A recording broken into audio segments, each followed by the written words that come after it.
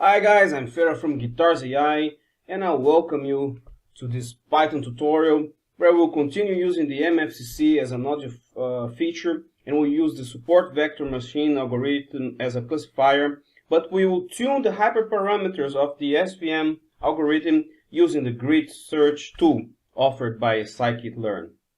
So previously I guessed the values for parameters like C and gamma for the support vector machine.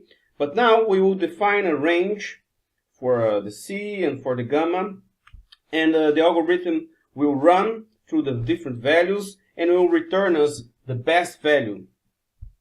So what I'm doing here different is just I'm importing now this grid search CV.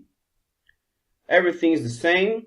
As I have previously saved the label vector, feature vector, so I'm just loading using those functions. I'm creating a training set and a testing set, and here's just the documentation of the grid search tool offered by scikit-learn. And this is what I'm doing here now.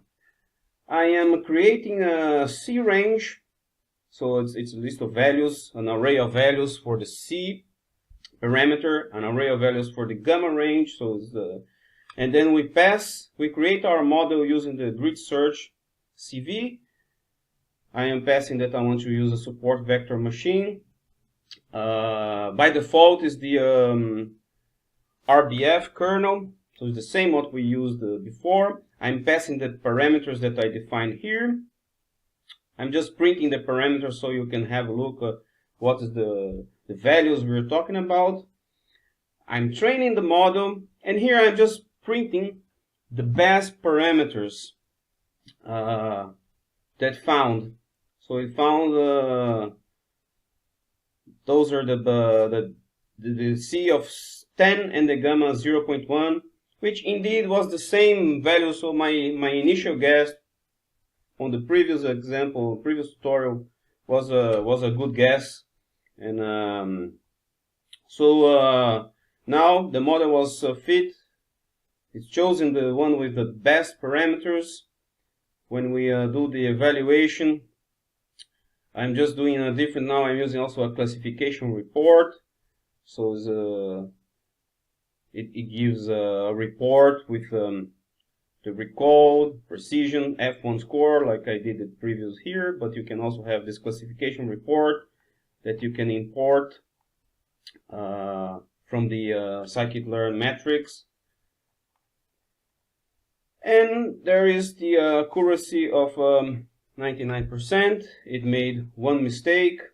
So because it's the same model like we did before, I used the grid search to tune the hyperparameters instead of just guessing some values like I did before. So it's one more tool offered by scikit-learn.